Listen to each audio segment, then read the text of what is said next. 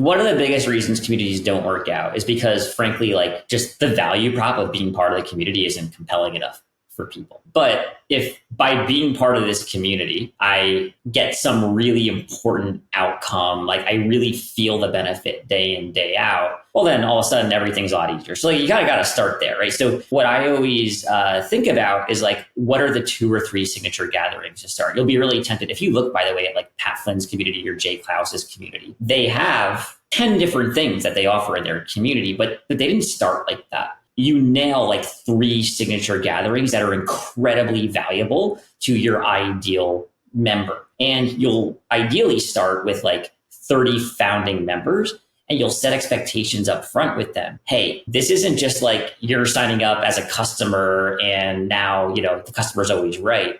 This is a 2-way kind of buy-in here, right? And so like, here's what you're going to get, but here's also my expectations of you if you're part of this. Bonjour and welcome to another episode of Everyone Hates Marketers.com, the no fluff actionable marketing podcast for people sick of marketing bullshit. I'm your host, Louis Grenier. In today's episode, you will learn how to create an exclusive and engaged community without giving up on it after 3 months, 4 months, 5 months, 6 months. I can talk about my own story very soon about this. Anyway, my guest today is the co-founder of Circle. You might have heard of it. It's the community platform with more than 10,000 paying customers, gazillions of users. I'm one of them. Fantastic tool, even better company. I like the way they are running it. I like the way they've grown it. So yes, Andy Guttormsen, welcome. Thanks for having me. I have been looking forward to this for so long. So it's so fun that it's actually happening. Today's the day. They all say that. They all say this. They all lie to me. I believe it. I believe it. But it's so true.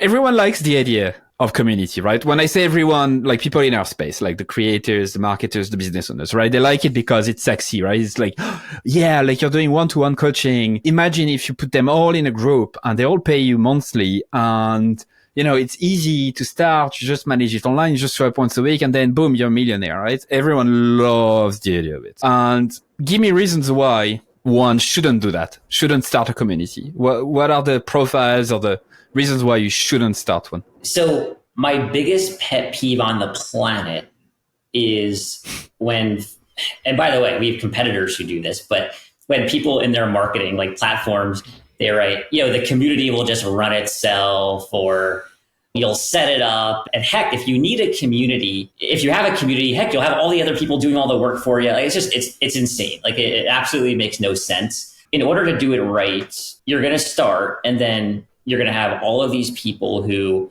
have this better relationship with you, but they'll have higher expectations of you. You need to deliver value to them over and over and over and over and over and over again. You need to figure out a new tool. You need to make the case for why they should come to your environment when there's so many different other things that they could be doing out there. You need to compete with television. You need to compete with the other communities in your space.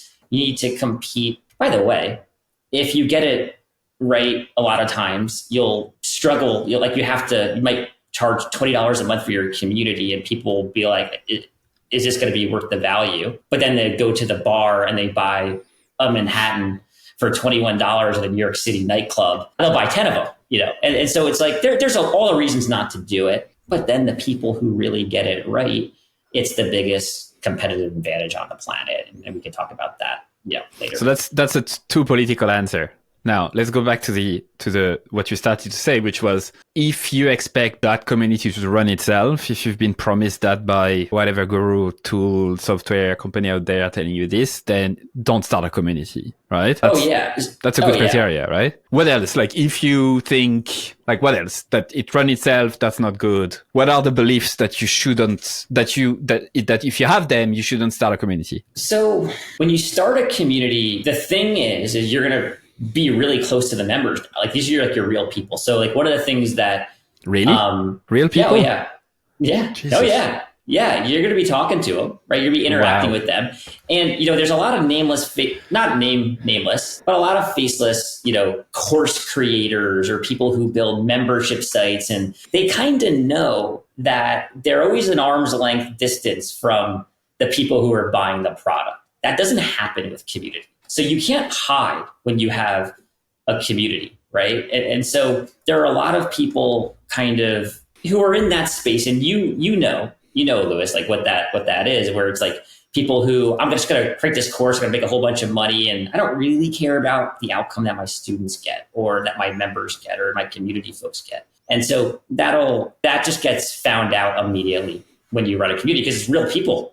You're going to talk to them. You're going to have office hours with them. You're going to have conversations with them. You're going to bring in an expert and be live in a chat with them. And then you have to deliver. And that's one of the biggest reason I'd say that I started a few of those communities over the years and why I've never been able to keep them up, right? It's not because I'm selfish and I don't, I only want to sell stuff and not talk to real people. It just always felt that it wasn't my thing, my part of my skill set, right? I'm not good at like a long-term thing. I'm quite intense as a person, right? I don't know if you've noticed, quite intense. So I like short-term stuff, right? I like to work with people one-on-one, 1 hour and a half, like one day, but that's it, So this kind of longer stuff always felt like a big weight in my shoulder and always felt like I can't fucking hike it. I think I found the solution to this. We can talk about that. Yeah. I think I found the right approach, but I would say as well, to answer my own question,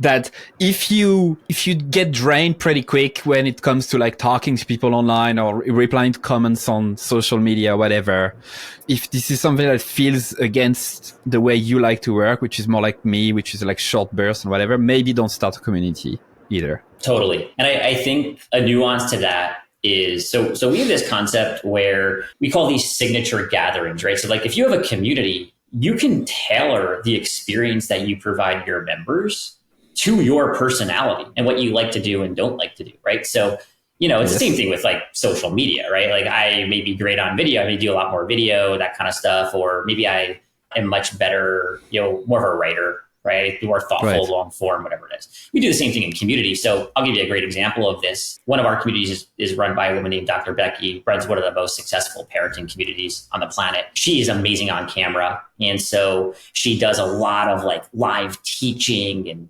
office hours and group calls and all of that. That would be tough for me. I'm not used to being on camera all the time. And, if you then look in her community, there's a lot of discussions and people asking questions and replying and all of that kind of stuff. But otherwise, there's not that much like a written content. She leans into what's great for her. And I think everybody can kind of figure out and do a kind of a check. So I'll give you another example. There are people who are much more introverted. And one of my favorite business communities run by a guy named Pat Flynn is they have a book club actually in the community, where they all read a book together. It's one of the 20 different things that they do, but there they can go in, and that's much more their speed. You might have different versions of your signature gatherings that appeal to you to make it more sustainable for you. And by the way, the other thing, I just want to make one last point, which is the communities themselves don't have to be these evergreen, ongoing, never-ending membership sites. Some of the best communities that exist are ones that are literally 30 days. We are all on this mission together. We get this big outcome over 30 days. I learn something, have some transformation, and I'm done. And I think a lot of people, and by the way, some of those, so we have this benchmark report where we literally interviewed thousands of people. We have product data from thousands of our customers. One of the biggest surprises is that some of the most profitable communities, the ones where like revenue is the main goal, because a lot of communities revenue actually isn't the main goal. Those ones are kind of cohort-based, short-term, 30 days, 90 days, and they're over some big outcome and we all move on. Yeah. So I run 4 of them before. So I ran a cohort-based course. I used Circle actually fully for the last version of it, I think. And yes, like this kind of, it starts this way. Everyone follows the same curriculum, the same goal. In my head, when I think communities online, I just think ongoing, never ending. When I think of those, I think more like cohort-based course or like an online challenge or stuff like that. So, I mean, it's good that we can define, for you don't necessarily just mean ongoing, never ending. Yeah. So it's a great point. It's like, there's definitely this everybody's using the word community now. Basically, since 2020, it was like this whole kind of trend that happened, really overused. I'd say like the most surface level differentiation is when you think about like an audience, it's one to many, right? It's followers. I have a relationship with the people in my audience, my followers, but they don't have a relationship with each other.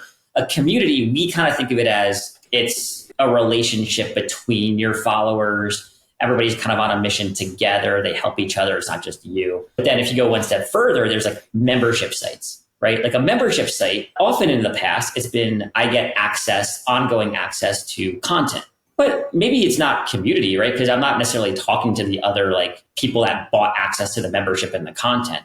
You can add a community component to the membership where like now there's all these kind of signature gatherings and different community components that elevate the experience. And so, yeah, I mean, there's definitely different definitions and nuances, but we think of it kind of more broadly, just because that's what we're seeing people. There's so many different versions of this available. Okay, so let's go through a little exercise. I think we've set the tone a bit, the context of it. As I said before, I'm actually very curious about it and selfishly curious about what you're going to say, because I tried. I've been thinking about a model like that forever. And I managed to keep, like, when it was a fixed term, like cohort base, I managed to do it. But then I would be drained pretty much for like 6 months. I would need the energy to go back. But I'm actually good at interviewing. I don't mind doing interviews, going on videos. You know, I can do that all day, every day. That's not a problem. But like when it comes to the people ask questions and I need to answer and community manage, like, you know, that term for me gives me nightmares almost, which is like making sure they don't feel like they are posting in a void, making sure like you are there to answer. Yeah. I mean, this is the grind of a community to me. That's when I start getting anxious already, you know, just picturing this, like it's not for me. Like you mentioned Pat Flynn. So Jake Klaus, who used to work for Pat Flynn, who now runs a kind of a creator private community that I'm part of, that is obviously on Circle, and is pretty much, he knows you guys pretty well as well. I know how long it takes him every week to do this, right? And by this I mean, yes, every time someone posts a question, he answers. He would send DMs if you're not super active. Like, this is a full-time job and more on its own, right? So sure. I'm just curious, you know, selfishly then, let's try to put some creative restrictions into kind of a fictional example we can come up right now, because my people are like me in that way. I'm pretty sure they feel they don't have the time to do this ongoing grind community management. They have other stuff to do. They might do coaching, consulting, they might have software business or whatever. So can't spend that much time. And another restriction I would say is that, as you described earlier, they are either maybe massively introvert, very good at writing, but not that good at doing what we're doing now, or the opposite, like, you know, like a personality type that is quite far out in one direction. Mm-hmm. So let's start maybe with those criteria that are a bit more, you know, specific, and let's try to build something. Let's try to come up with a concept together. So what comes to mind? We can do as close to me as possible, or we can go very far about, like, I don't know, cheese, like a blue cheese producer who wants to do a community for other blue cheese producers in the depths of France countryside. You know, let's use you. And if you're okay with that. So, you know, the first thing that I always think about is like, what is the goal? Like, why am I doing this? Right? Because obviously you could spend your time in a million different places. It's the most sacred, you know, resource that you have. Should you even be doing this at all? And for me, the lens that I look through is like, what is the size of the opportunity here? And the opportunity can be bigger, by the way, than just revenue. And in fact, I would say it needs to be bigger than just revenue, you know, for the math to work, right? And by the way, we have communities that do millions of dollars, some that are doing, you know, they're tens of billions of dollar businesses right now. But when I think about your community, what it could be, so like here's where my head would go. There's other ways to benefit from a community. So there's the direct revenue that you get from it if you charge for it, right? But I would also be thinking about things like, I'll give you an example. If I was an investor and I wanted to invest in businesses or acquire businesses, and I had a bunch of businesses in my community, what would that look like? If I had a community for marketers and I wanted to connect marketers with job opportunities, there might be another kind of like business within that. For instance, we pay $25,000 to a recruiter to go out and find us somebody great for our role. Maybe I would pay $5,000 for you to connect me with an amazing marketer for a role. There might be other businesses within the community that the community kind of enables. Another, thing I would think about is, are there ways to take the community and the members and that group and connect them with other people? Is there something there for me? So there's all these different other kind of ancillary benefits you can get if you're creative once you are kind of you're like the sun. Everybody's attracted to you when you're running this community. So I would think if you're going to run a community of let's say it's marketers, right? And by the way, maybe it's something different. Maybe it's, I have this amazing course or this experience about how to launch a podcast that's really popular or whatever. But let's say it's a community for marketers to share ideas. Is that viable? No. Is that, you wouldn't do that. Right. So let me give you some context. So I created a Facebook group 4 years ago around the podcast because a few listeners said, oh yeah, I'd love to connect with other listeners, blah, blah, blah, blah. And then it died off, right? We got 2,000 members. It was free, obviously, and then it died off because I just couldn't bring myself to manage it, to community manage it, right? And no one else could do it because they wanted me, right? That's normal. So that failed. Then the cohort-based course, after the fourth iteration, I was like, okay, let's create an ongoing thing after. Once people go through the course, then they want to connect with each other, share progress, blah, blah, blah, blah. I managed to do that for a few weeks, to keep up and sharing your wins every week and, all that stuff. And then I just gave up on it because it's just not me, right? So that doesn't appeal to me, but I will tell you what appeals to me. So we're talking about choosing the topic, right? So let's spend some time on this to make sure that we also reverse engineer what you started to say. Yeah. The topic and then your goals. So the goal for me, let's talk about the goal. The goal for me would be to genuinely help as many marketers as possible not to be burned or stop being burned by those bro marketers promising the moon, telling you that there's this new framework, new fucking thing, new blah, blah, blah, while nothing is new under the sun, who desperately need help because of, with the marketers are the most marketed people in the world. They are marketed by very clever, creatively manipulative marketers selling them stuff they don't need. They are at the forefront of social media. They're always on their phone or whatever. They are always exposed to the newest trend. There is AI as well as threatening their entire livelihood. It's like a perfect storm of overwhelm for marketers, right? And I know that because I talk to them every day. I know exactly what they're going through. And I coach them as well, 101 sometimes. So I know exactly what it feels like. And I'm not going to say I have the solution for it, the perfect solution, but at least I think I found a good way to help them, fight this overwhelm, find clarity, feeling like they're doing something worthwhile in connection with who they are, so they don't feel yucky going to bed at night, right? So I would do this so that I could help more people at the same time, right? The idea would be this. So I do a lot of one-to-one stuff. That's very helpful for me. I love doing that. But, I wish I could do more to help more people. The last thing I would say for context, one of the most popular formats I've ever run are hot seats. So I've done a couple of hot seats in the past. And all I need is people telling me their issues. And I can coach them live. I can really help them live without the bullshit. I can give them the tools. And that helps them and that helps the others on the call. So that always worked really well.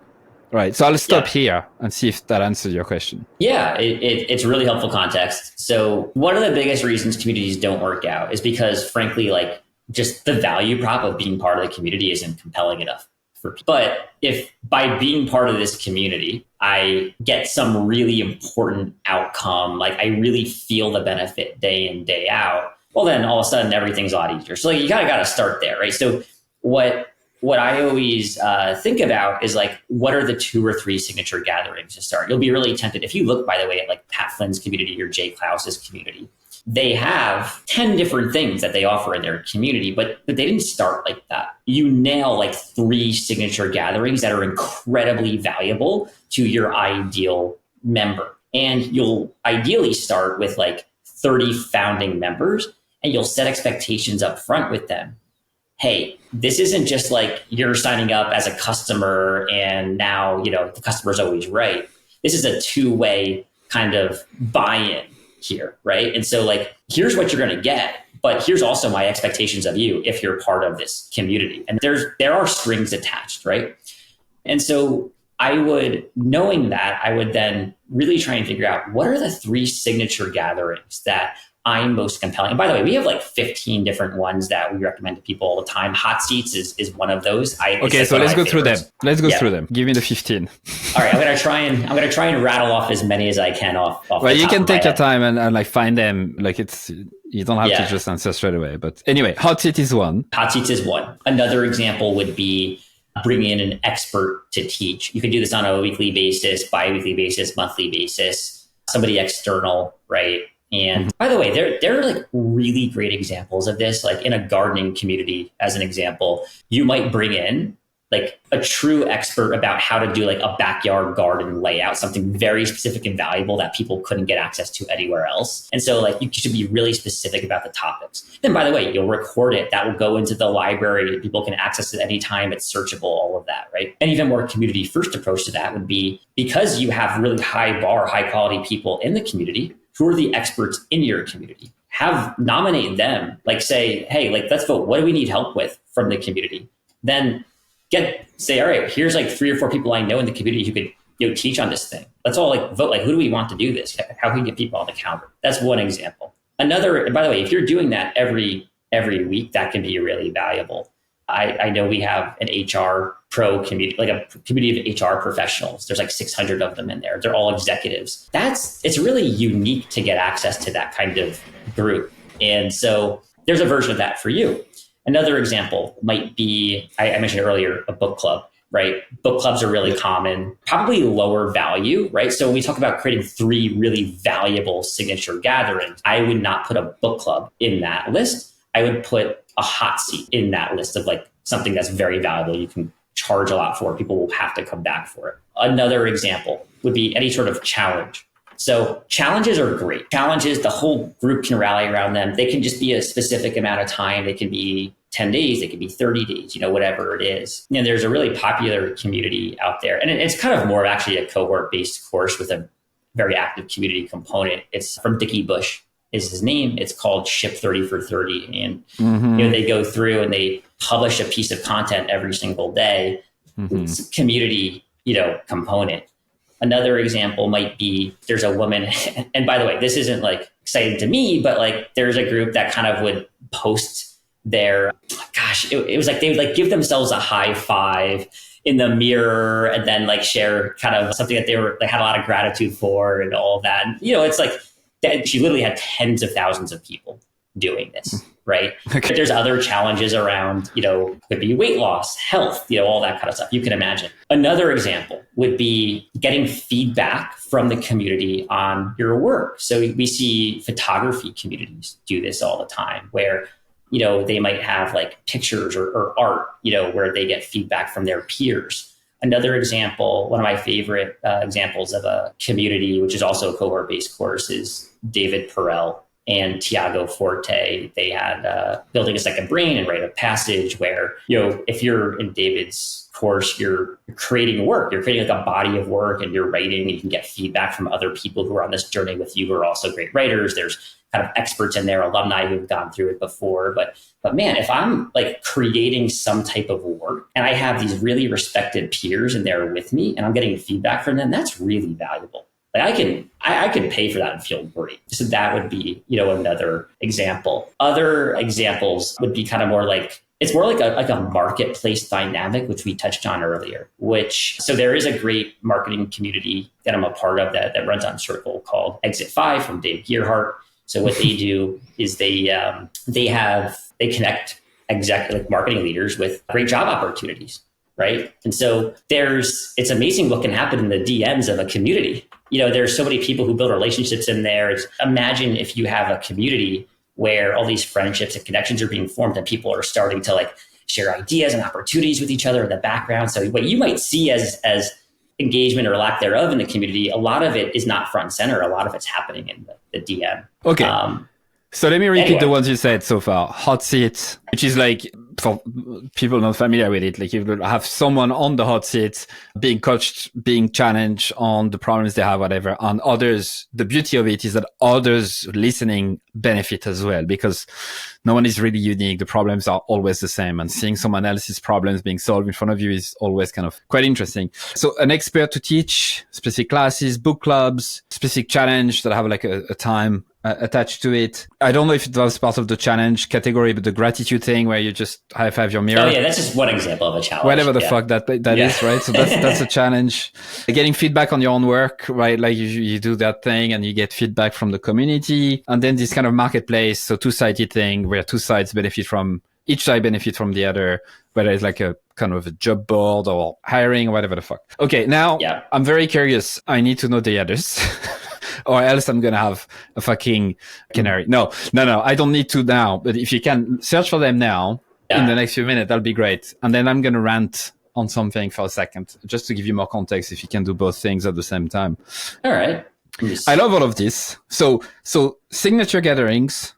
I love that. Never heard of that term before. I think that's a really great way to think about it. I'll tell you, I'm a contrarian, right? So seeing communities with a certain model that tends to be the ones that I can't do because it's not me. I can't do it. It's just, I know myself way too well now that I can't do it. Forcing me to think about, are there other ways I can flip this to my advantage to really make it, my shit? So the hot seat stuff, that always came back to me. Another thing that always come back to me is, I don't know if you've seen it, there is this event that Rand Fishkin and Amanda Natividad run with Spark Toro a few months ago. They do it every year now, called Spark Together. And the concept is I love it because it creates, there's restriction to it that brings the value high up, right? So you have to attend live in order to get the thing, right? Yes. So,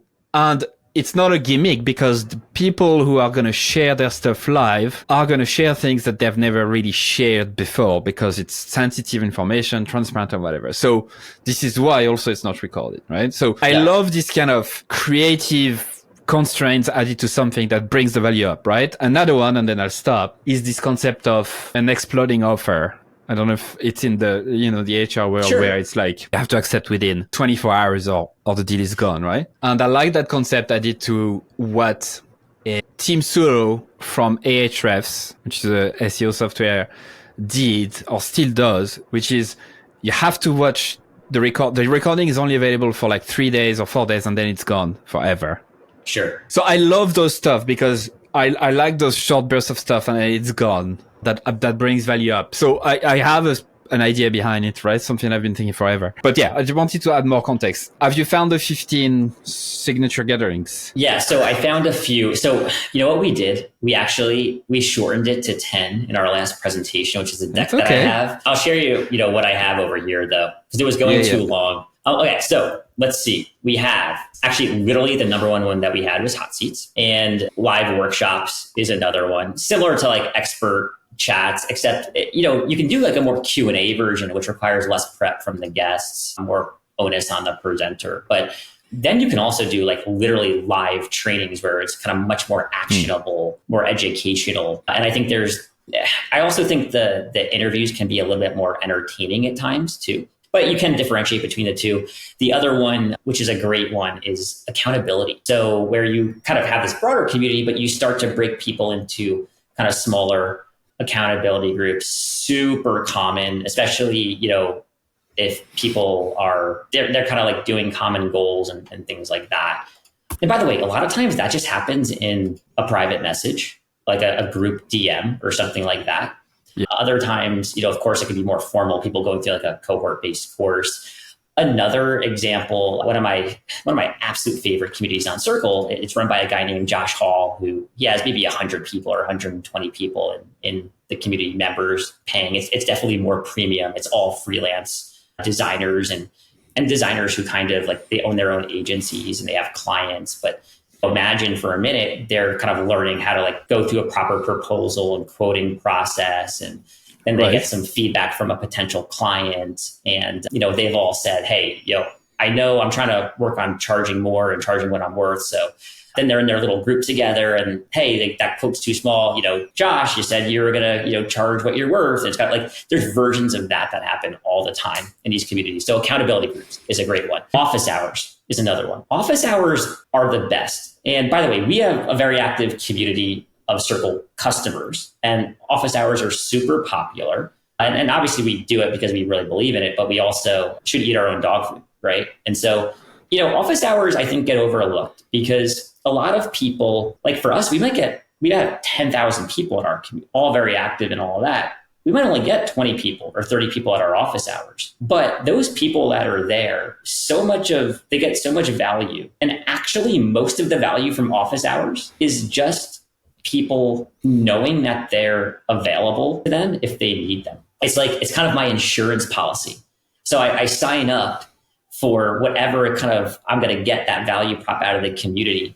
And it almost like upfront, it helps acquire the member and make them feel comfortable. And then they just kind of know, hey, if I run into some problems, I'm going to get to go there and kind of like get this issue solved. Love office hours. And then they're very simple to do. Another example. So community powered courses, big category, but there are courses that are very clearly like community first. People use cohort based courses. I don't think cohort based courses is a very widely used word actually, like outside of Twitter, as far as I can tell. I've never heard anybody say cohort based courses anywhere. So I've started using community powered courses is like what we say. So people know what we're talking about. The other thing you can do, and this actually ties into what you were talking about a little bit, it's a version of it, which is monthly kind of themed content, weekly themed content, quarterly themed content, but going in deep on a topic for a specific period of time and then moving on. Just moving on, like you're moving on to the next thing. Like you really have to be active and engaged, around that topic. You have to show up to the workshop. You have to come to the office hours. You're going to get feedback if you submit by this date, but then you're going to go So it's an overarching theme inside the community that you would apply to the other format, right? It's not a format on its own. Exactly. It's more around like building excitement for a topic, right? So, going back, I started playing more golf over the last year because I was on this computer all day and you can see how pale I am. So I was like, I'll go out and get some sun. I'm going to learn golf. I want to do something more tactile and real. And there could be a golf community that I join. And this week or this month, it's going to be all just about, the long game and hitting your driver off the tee. And maybe the next month is all about putting. And the next month is all about chipping and kind of, bringing people on that journey in a certain order and going deep on those topics. And that's what I got. I mean, and by the way, the other thing is, there's different nuances to all of these, right? And here's what I think is the most important thing is that for every single one of these ideas, these signature gatherings, there's the thoughtful, creative, high signal version of it. So if I'm creating, let's say I want to offer feedback in my community. If I have a writing community and I'm asking my folks to submit a writing piece, and then we're going to go through, I'm going to get feedback from all the other writers. And it's going to be really well thought out how I get the feedback and how I learn. That's a great great implementation of feedback. What's not great is, and what there's room for it is, I have a question. Hey, what do you all think about this? People post, ask discussion. Incredibly valuable. But that's not really what we're talking about here. We're talking about almost feedback as a product, within the community. That's all very interesting. So just to repeat, and hopefully I won't forget any. So hot seat, expert to teach, book club, challenges, feedback as a product, the marketplace thingy where both group gets value, accountability groups, office hours, community powered courses, and then topic focus for a month, that type of shit. Totally. And by the way, you want to know what the cheat code is? Just go to give me the hack. I'm going to give you the hack. Okay. So you go to the 3 or 4 communities that you really, really respect that exist, that have really happy members that are super engaged, all of that. Go to their landing page, you scroll down and you look for the section which says, what do you get? What's inside the community? They have the screenshots and all of that. And you'll see a list of all the stuff you get. Those are really just signature gatherings, at least for the communities that do really Right. that do really well. So let me add another layer so we understand the people we're serving with this community. They are communitied out. Like I cannot count the number of people who told me I'm part of the fucking like LinkedIn group and Facebook group and WhatsApp groups and fucking circle communities and whatever, and private forums and whatever.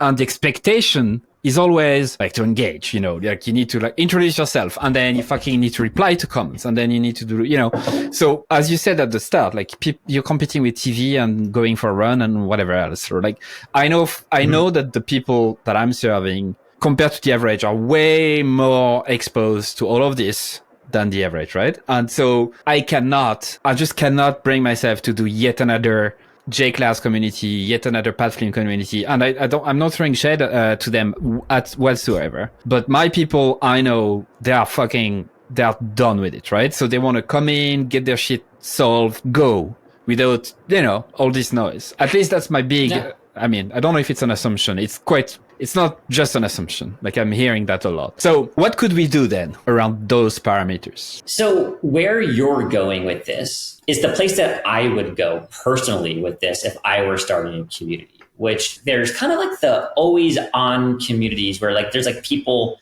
and by the way, Discord is really popular. Like people are like hanging out on Discord. They're hanging out in the community. For me, and by the way, I think most of the communities at Circle, people are not hanging out in the communities. Right? I'm coming with some intention to solve a problem or get value, right? It's not a hangout friends area. There's of course some of that. And so, if you choose, it's still about expectation setting up front. So if you do it right, most people, by the way, even Pat and Jay and others, they did this. They talked one-on-one with every single new member. Now, you set the expectations of what this is, and you can just say, this is not an always on, we hang out in your community.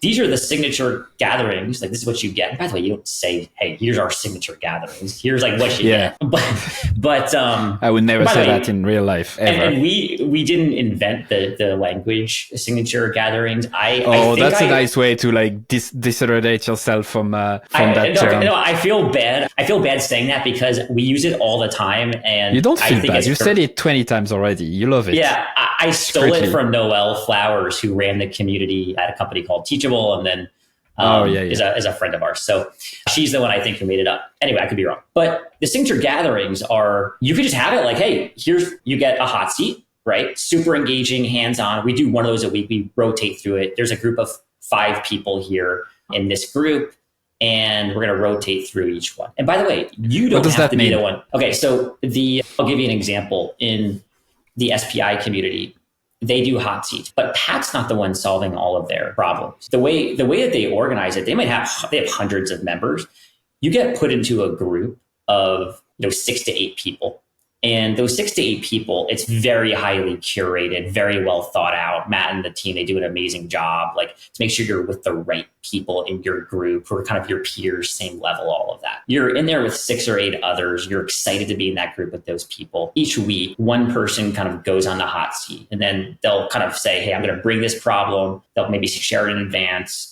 Then we're going to talk about it. I'm going to talk about it for 20 minutes or so. And then we're going to spend the next hour and a half just going deep. And the other 5 people in the room are there to help solve that person's problem. We're just like collaborating. Yeah. Gotcha. Cool. Okay. Yeah. Okay. So because in my head, when I think hot seat, I think people can come in and one expert would kind of solve those stuff. But what you describe here is more of a smaller group. There's no expert per se. They just, everyone helps each other, and there is a rotation every week, for example. Yes. And that's only possible though, if you have a high bar for, who joins the community. So not everybody can get in, which is why it's so different. Like, by the way, you asked one of the reasons not to do a community.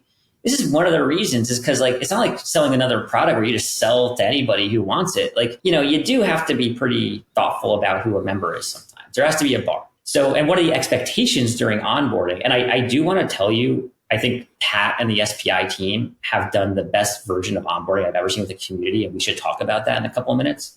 Because I think it's really valuable for the I choose what we talk about. I know. Clearly you're in charge. I'm just a dancing monkey. But sorry. The signature gatherings, though, they can be ones where you set expectations up front and we do a hot seat. we do a hot seat. You'll be put into a group once a week. By the way, it doesn't have to be, that could be your version of a hot seat too. But once a week you show up for the hot seat, it's an hour. And we do that once a week, or we do it once a month, or once every other week, whatever it is. That's the one thing you do.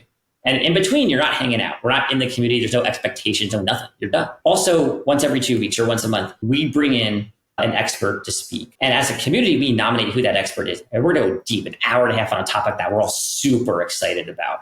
And it's going to be really valuable. And by the way, we have high expectations for whoever's going to do that talk. And you might get tapped on the shoulder one time to do that talk. But it's an hour and a half, and it's going to be very relevant to us. We all vote for whatever. So that's the second thing. And by the way, so that's happening, the hot seats this week. Next week, we do have this expert talk, by the way, it's on the calendar. And then the third thing might be some other signature gathering where it's, I can show up, but I don't have to do anything in between, right? So those are on the calendar for the month. That's what we expect, from everybody. And of course, you don't have to come to all those things, but it removes your burden in between, right? There's less to organize. It's not always on. I'm not hanging out in there as a member. You're not hanging out in there as an admin. Now, you could say, hey, we're going to create an extra space for people who want to ask questions, or whatever it is. And they can, share questions, share answers, all of that. Or you might just want to be like, I don't even want to open up that channel for people because I don't want to spend time in there.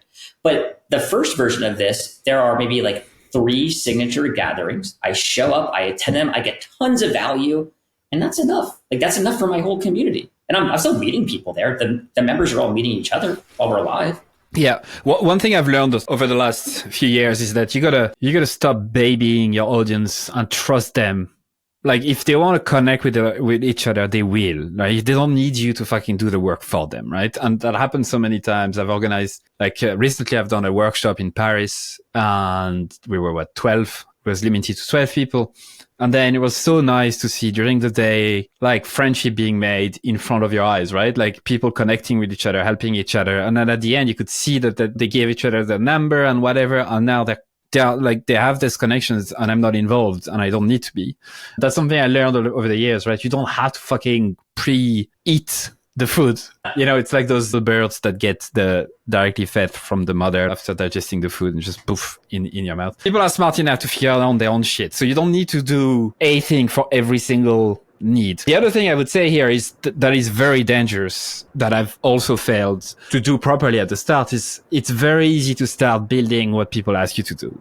Well, what they ask you, right? It's it's nice to have this office hours. It's nice to have the hot seat, but I really want to be able to ask questions and engage with others and make friends or whatever. And then boom, you start adding stuff, and then it becomes a Frankenstein and then you burn it. 100%. Those are products. When you add that space for people to start connecting and asking questions, that's a product. So you just added, it's like at Circle, if we add a whole feature of our software, now we're going to have to support that feature forever. And it added all this complexity and all that. And that's the key, right? You just said it. I wanted to say it, but you said it. When you add things, you have to maintain them, right? It's a big lesson. So if you start a community with all the bells and whistles, yes, you're going to be energized for the next 30 days and adrenaline will be up and we have a new community. Then are you going to be able to sustain that pace in the next 6 months, 12 months, 3 years? Unlikely, right? So it's my criteria now is, am I going to be able to do that thing when I haven't slept last night because my daughter has been sick? I got into a fight with my wife because we're all in bad moods. I didn't eat. Am I still able to run the bare min for today? All right. Totally. And if the answer is no, then I don't do that thing. This is wisdom, right? That I've gathered, totally. Over the last few years. You can see the scars, the mistakes I've made over and over again. Yeah. Hard won experience for sure. One thing that does come to mind though is I always think through the lens of how can we kind of de-risk things and take a little bit of the pressure off? And I think one thing that the best communities do well, and if you're thinking about launching your own, it would be to give yourself permission to start some part of the community. You can just turn things off when they're not working. And to set the expectation up front with some of the members, hey, by the way, if we find this isn't working for us, we'll just end it. That is one of the things that's great about these communities is you can always add this new thing on or turn this thing off as long as you set the expectations up front. People get it. Yeah, I completely get it. I agree as well with that way of doing. But yes, it's knowing what to remove is as important, if not more, as knowing what to add, or knowing what not to do is as important, if not more, than knowing what to do. So I'm sure that people have burning questions like about the stuff we mentioned. There's one thing that I know they're thinking about, which is it's all well and good, but how the fuck do I find my founding members? Maybe we can briefly define what you mean by this, just to make sure we're on the same page, and then. So the founding members are the brave, daring, maybe a little crazy people who are going to join a community that literally doesn't exist, has no proof of working, no proof of delivering like real value yet, right? Like it's the first 30 people or so, it could be 20, it could be 50, whatever, who are signing up knowing that they're not just signing up for like a product, they're actually going to help you build the product, like, because that's what they're doing. And so the founding members are people who I personally believe you should talk to literally every single one of them one-on-one, deeply understand what they're hoping to get. Very tactically though, I like to be very clear about what the signature gatherings are, like what's the value prop of the community. I believe, and everybody listening is a marketer, so can create an amazing landing page. They have great positioning, copy, all of that. A lot of people will say, oh no, you don't need that kind of stuff. And that's fine. You need a great landing page and it increases your chance of success. You put everything on there, and that's kind of like where you're going to start to send people. But you're not going to do, what you're not going to do is some big launch. I'm going to go out, right? Let's assume you don't have some massive marketing list and you're not some big company. Even if you were, the best thing to do is to still talk to 30 people. So in some ways, if you're starting from scratch, like one of the advantages is that you can give a lot of attention to these first 30 people, because it's kind of like product market fit. It's like if you build a product that isn't good yet, you try and scale it, it just never works. Everybody's just going to churn out. So you need to really nail it with the first 20 or 30 people. And I would look everywhere. So, there's of course a hierarchy, but what this could look like is you start, let's say you have an email list, right? Of course, you can reach out to your email list. What I wouldn't do is say, hey, membership's open, come and, join, sign up, and you'll get access. What I would do is say, here's what I'm thinking about. We're looking for our first 30 founding members. You can see the page. Here's everything that you're going to get. We want the right people. We'll make things wider later, but right now we need the right people. If you're interested, you think this is a good fit, go here and apply. We'll hop on a call, 20, 30 minutes. We'll ask you some questions, get to know you, all of that. And then you can make the call on if you think, like, if both people think it's a fit, right? So then the question becomes, all right, well, like, how do I get people to that page? Like, how do I drive applications and all of that? And again, we should talk about onboarding. But I would look through things like let's say it's your community. It's actually way easier for you, right? You have a following, you have, customers and all of that. But let's say you don't. You might look at who's bought, your products before. Who are your first degree connections on LinkedIn? Who's literally in your cell phone? Who have you been exchanging emails with? Because anybody can create a list of 20 to 30 people who they would think would be great members. And honestly, if you can't, you probably shouldn't start that community. Yeah, that's another criteria. I would send them each individual emails. I'd send them texts. Yeah. And that's something that people really struggle with in my industry, like the marketing industry in particular, where they just picture this creating this fucking 1,000-member community, and they want to scale, and they thinking about these grand fucking plans when they haven't nailed the first step, which is if you can't name, as you said, 20, 30 people who would be genuinely interested into this, then start over.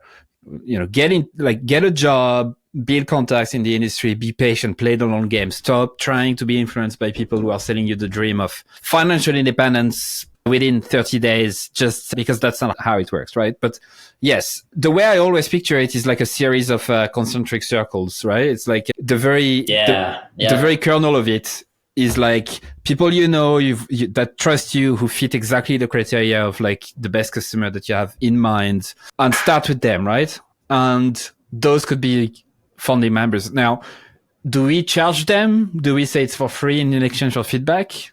Obviously, the answer is nuanced, but what do you tend to see? So I like charging. If my broader kind of vision for the community is that it's going to be a paid membership community where the main purpose of it, main goal from a business perspective is to drive revenue, then yeah, I think part of proving out that it's valuable for people is, charging, and getting them to pay for it, and then you deliver the service. It's just good business. And it requires us to be then honest with ourselves about whether we're able to deliver the value. And by the way, those members will also be more active and engaged, and they're making a bigger commitment. So you want those people in there. That said, though, most of the time for the founding members, people offer some sort of really material incentive. It's typically just like a discount. It could be like, hey, this is what it's going to be. 3 months from now, we're going to have these 5 signature gatherings and the price is going to be X. Right now, we have these 3 signature gatherings to start, and the price is half of X. It's 50% of X or whatever it is. And, we were looking for the right people. Okay. I could talk to you about all of this for hours, but I've just realized it's nearly been an hour that we've been talking. So we do need to wrap things up ever so slightly. I'm just going to try to summarize what we said so far. So don't start a community if you don't care about people. Don't start a community if you're too early on, you don't have a network. Don't start a community if you think you're going to reach thousands straight away, or if you can't see yourself doing this in 6 months time, or if maintenance and community management is not something you ever want to think about. Signature gatherings are the key things that you do as part of a community. Community doesn't only have to be ongoing, to be other stuff, but we talked about hot seat, expert, book club challenges, feedback, marketplace, live training, accountability, office hours, community powered course. And then you can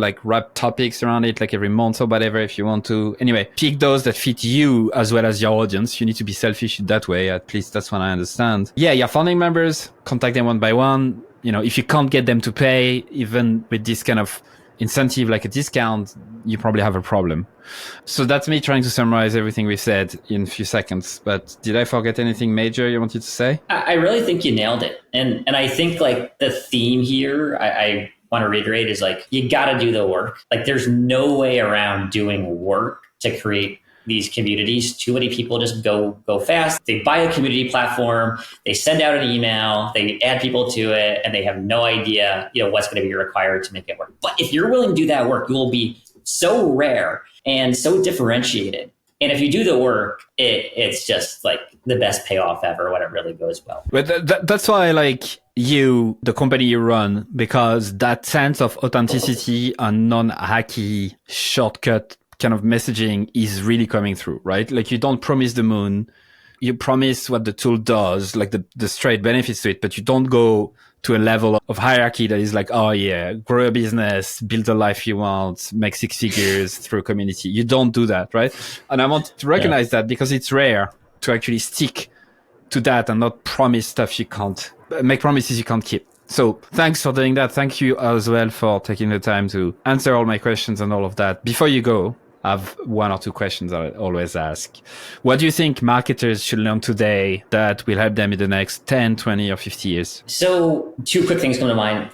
First, I am just such a fanatic of amazing, great copywriting. To me, it's the thing that is such a prerequisite. It's every marketer just needs to be a great copywriter.